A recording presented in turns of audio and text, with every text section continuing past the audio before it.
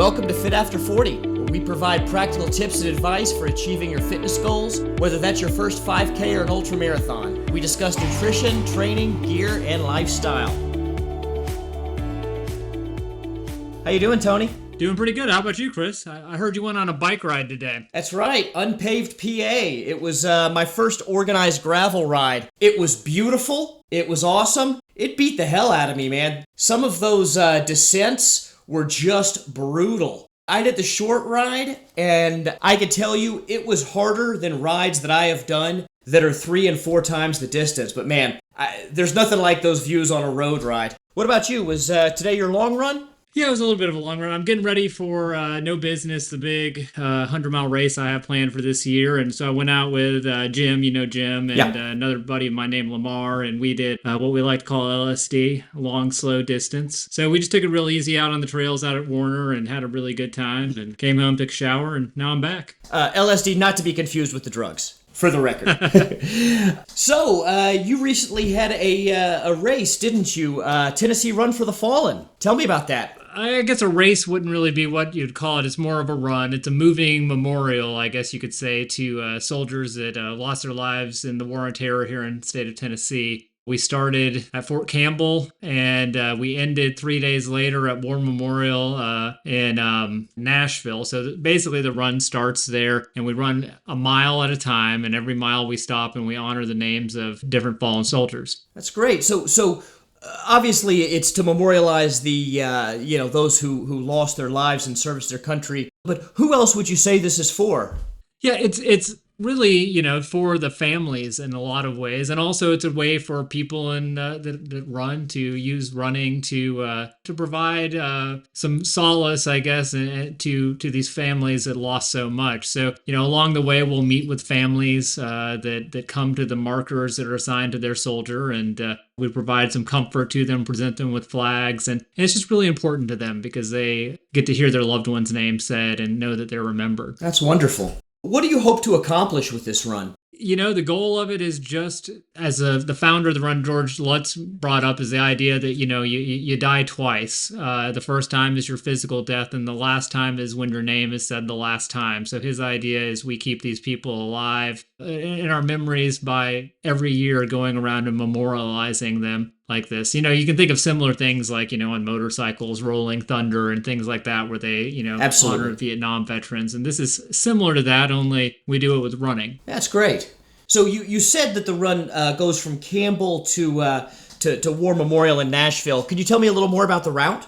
Yeah, so the route, it goes through, it starts there in Clarksville. So you're basically you start out in a relatively large city by Tennessee standards. And it's actually a lot of fun when you go through that first part because there's so many people there that are, really, it's a military town. So they're really excited to see everybody running through the middle of Clarksville. We're carrying an American flag, an honor and remember flag, an honor and sacrifice flag, and the Tennessee state flag. And so they know something's up, because you've got this RV, you've got a police escort, you're going through and doing this. So you get a lot of support along the way. And then once you get out of that, you're kind of in the country for a long ways. And so on the first day, we run 50 miles. It's 130 miles total. So it's 50, 50, 30. And most of the day, once you get out of Clarksville, is just kind of in the back roads of Tennessee, but you still meet people along the way. And, every now and then it's a charity. People run out and, they'll have cash and they'll hand you some cash to help out with the cause. And it's really, really kind of a neat thing.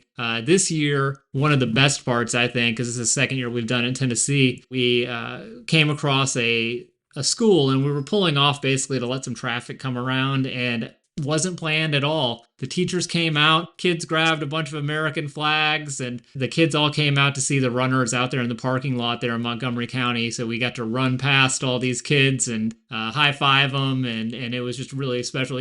Everybody doesn't realize when you're a runner, especially when you've been running a long time and it's been a long day running and some of these larger races and runs like this, there's nothing better than having people come out and just kind of give you that extra little human boost that you get from, seeing these kids, or, if you're at a big race and there's people cheering, like, that's important. That's really important. That actually keeps you going. So that was a really special part of that day.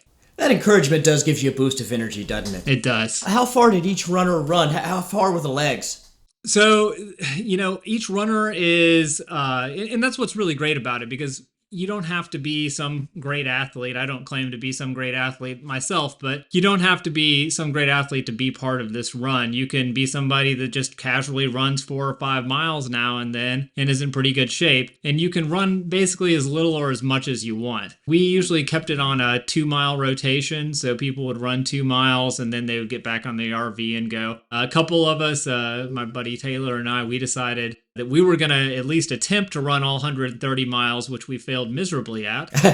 But we got a little bit more mileage than everybody else. I think I got 65 and Taylor got like 75 miles. So it's kind of up to the runner. That's definitely an impressive distance for just about anybody. You kind of touched on this talking about the kids, but, one of the things that really kept me going on my ride today was, the camaraderie. Just, you connect with people on events like this. Do you want to talk about how that helps keeping you going on a run like this? Yeah, and I think that what's really cool about Run for the Fallen, and it's something that we don't realize a lot of times is I was never in the military. I don't believe you were ever in the military either, were you, Chris? Was not, no. And it's actually, we have such a small percentage of our population that ever serves in the military that a lot of times you don't even know these people. And what Run for the Fallen does, it's really great, is it brings you together. And so we had a lot of veterans that run this, and then you've got a lot of folks like me that just wanted to be there to be part of this event to honor these fallen veterans. So there's a lot of camaraderie that happens in the RV. So that's kind of a special thing about this. So, you're out running and you'll have conversations while you're out running, carrying the flags, but in the RV, you get to make friends. And, it's people that maybe already knew, but then there's people in our first year, we had people from Long Island come and run with us. And, I'm still friends with those people. And I think that's a huge part of running and in general, and what it means to me is it brings you in contact with so many different people from different backgrounds from all over the country and even the world. I can even think back to one time when I was running a 100-mile race out in Colorado. I made friends with these German guys, along the way. They spoke not the best English, but we got along, and you make those kind of friends. And it's the same thing with Run for the Fallen. You make a lot of friends with these people, and it's really good. And you kind of get a little bit of insight into what it's like for some of these military families and what they've gone through because you're spending so much time with them. The community is so important, isn't it? What else can you say about the experience of the event itself? Sounds like you were running through. You and I have both spent a lot of time in that part of the state, and there's some beautiful scenery through there. Yeah, what I can tell you about this is I've driven this stretch many times, but the stretch, the back road stretch from Clarksville to Burns, Tennessee, that is some brutal hills right there. Yeah. I think it's Highway 13, and man, that thing is just rolling. I think that day I ran maybe 30 some miles of road that day. I don't think I've ever run 30 miles of road where I had over 7,000 feet of elevation gain. So there was it's kind of a brutal course in a lot of ways. And then also, our event happens over Gold Star Mother's Day weekend. So it's really special. It ends on a Sunday on Gold Star Mother's Day, which is quite significant. But yeah, the course, it's a little more difficult than you would imagine. Some of those really hilly courses, the uphills are tough, but people forget how much it just beats you up going down on those steep descents, doesn't it? Yeah, I mean, every time you go up a hill, you're working the back of your legs, but when you go down, you're working the front of those of your legs, and that can definitely get you. I know, unfortunately, one of the runners, that's a friend of mine, he's still anguishing a little bit from some knee discomfort that happened from doing that. So yeah, they can be rough. That's exactly what I was gonna say. I beat my knees all to hell on the Appalachian Trail. Oh yeah. Well, you live in Rocksylvania, so that's to be expected. Well, I tell you something. The park where we were just doing that ride, there's some brutal elevation changes there. Yeah. Let's talk about the training benefits to a multi-day running event like this. We are here to give advice to people who are running. Yeah, no, I always encourage, and I think it's a really big part of anytime we're training for larger events, you want to do back-to-back runs. So like right now, this actually lined up really well for me because I've got a 100-mile race coming up in, less than 2 weeks. Hopefully in 2 weeks I will be casually relaxing after a successful 100-mile race. But a really good way to train for 100-mile races and 50-mile races and 50K races even is to give yourself long runs back to back to back. And one thing about Run for the Fallen that was useful to me and is it gave me 3 days of back to back long runs where I was forced to get up every single morning and get out there and run. Well, I wasn't forced, but it was a motivation to do it. So there's also a benefit to that. Also, the fact it's not a race made it great too, because a lot of times I use races as training motivation. But the problem with using races as training motivation is when you get out to a race, sometimes you just get out there and you want to race, and you can't just hold yourself back. You're like, oh, I want to do good. I want to see how well I can do, and so it takes a lot of discipline to do that. Whereas there's no incentive to run for the Fallen too fast. Well, I say that there's a couple of guys out there that like to crank out some fast miles, and I might be a little bit guilty of that myself. There's one at every group. I know, for sure.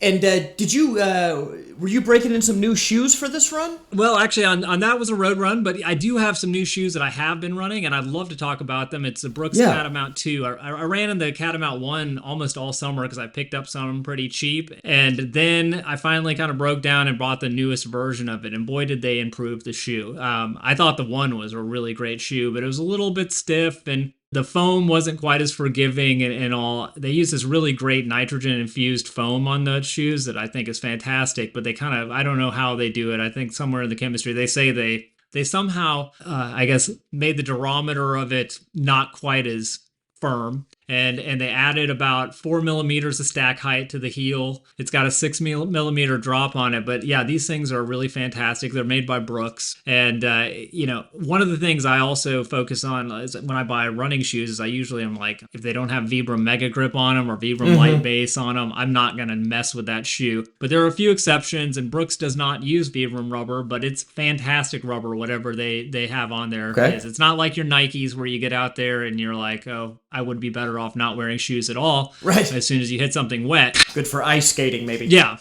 exactly. I know. I've been in a lot of situations in Nikes where I felt like I was ice skating. The upper is really breathable. I've got a very narrow foot, and especially through the midfoot and the heel. And I've even got a narrow foot in the front. But what's really great about this shoe is I think that actually the narrow heel and narrow midfoot actually is a lot of people. And they opened up the toe box quite a bit from the last version. So if you are one of those people that's got a little bit bigger toe splay than I do, it's going to work for you. I tried to do all the stuff, like put the toe spreaders in to make myself have the wide toe spread and stuff like that. And I realized my foot actually is just the shape of a running shoe, so I might as well just go with it. But I know a lot of folks, that's their main complaint about a lot of running shoes is they can't spread their toes fully out. So it's good. It's a good shoe. Yeah, the toe box is always an issue for me, which is why I run an Ultras, which tend to have that larger toe box. Exactly. Yeah, my Joy, my wife, she loves the Ultras as well. Same deal, like her feet are like that. Yeah. Not that anyone can see what I just did, except for you. Well, that's okay. Yeah. Well, awesome. Well, good deal, man. Well, hey, everyone, thanks for listening, and we will talk to you next time. Have a good week.